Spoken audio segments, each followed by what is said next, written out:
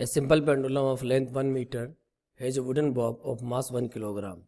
ये simple pendulum है, एक वुडन बॉब है जिसका मास आपको गिवन है 1 किलोग्राम और length of the thread is given to us 1 metre. It is struck by a bullet of mass 10 raised to power minus 2 kilogram moving with speed of 2 into 10 की power 2 metre पर second.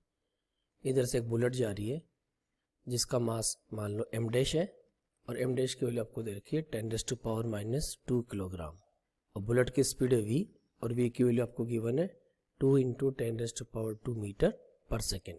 The bullet gets embedded into the bob, इसके अंदर घुस गई। The height to which the bob rise before swing back, यानी दोनों system अब command system जा रहे हैं। मानो यहाँ पे गए दोनों, यहाँ तक जा रहे हैं। ये बुलेट इसके अंदर एम्बेड हो गई तो m और m डैश दोनों इसमें मिल गए। Okay, know all of you know very well. सबसे पहले तो आपको ये ध्यान रखना कि जब बुलेट इस पर टकराई और इसमें घुसी उस वक्त सिस्टम की वेलोसिटी क्या हो गई। तो ये तो आपकी एक इनिशियल सिचुएशन हो गई। इनिशियल सिचुएशन में ये जो बॉब है वो रेस्ट पे है और फाइनली जब स्ट्राइक करके बुलेट इसमें एंटर कर गई उस वक्त सिस्टम की कंबाइंड वेलोसिटी होगी, उसको मैं मान लेता हूँ v वेलोसिटी होगी। मास उस समय क्या हो जाएगा, combined mass m plus m dash. So we know according to conservation momentum initial momentum equal to final momentum.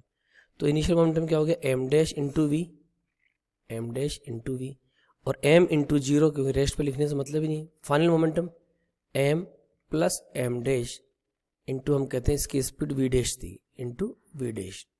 तो यहाँ से v डैश की वैल्यू क्या हो गई, m dash into v upon m plus m dash. ठीक है जी। अब आपको एनर्जी कंजर्वेशन का लॉजिक पता है कि अगर सिस्टम की यहाँ पे स्पीड है v डैश, फाइनली इस हाइट पे जाके सिस्टम रेस्ट पे आ रहा है, तो according to conservation of energy जो एनर्जी इस पोजीशन पे थी वो एनर्जी इस पोजीशन पे आ जाएगी। अगर मैं इसको रेफरेंस लेके बोलता हूँ तो यहाँ पे पोटेंशियल एनर्जी तो जीरो हो गई, यानी ओनली काइनेटिक एनर्जी होगी। तो हम क्या लिखेंगे, half m plus m dash into v dash square, this must be equal to m plus m dash total mass into gravity into height h। m plus m dash cut गया। आपको क्या निकालनी, height निकालनी। तो यहाँ से h की value क्या होगी, v dash square upon 2g। अब हम v डैश की वैल्यू लिख लेते हैं। m dash is given to us 10 raised to power minus 2 kilogram, velocity is given to us 2 into 10 raised to power 2, m plus m dash that is 1 kilogram plus m dash is 10 raised to power minus 2 kilogram. अब ऐसे सवालों में आपको approximation लगाना है, क्योंकि 1 में 10 की पावर -2 ऐड करोगे तो कोई ज़्यादा फर्क तो पड़ना नहीं है। कितना चेंज आएगा, 1.001 ऐसे चेंज आएगा, कोई मतलब नहीं है। तो in such numericals we can forget this quantity. तो अल्टीमेटली 10 raised to power -2 से 10 raised to power 2 भी कट गया, नीचे 1 रह गया। तो अल्टीमेटली आंसर कितना आ गया, वी डैश का 2। तो वी डैश स्क्वायर 2 का स्क्वायर कितना आ गया, 4 अपॉन 2 इंटू ग्रेविटी इज 10। तो 2 से काटा 2, तो 2/10 मीन्स 0.2 मीटर।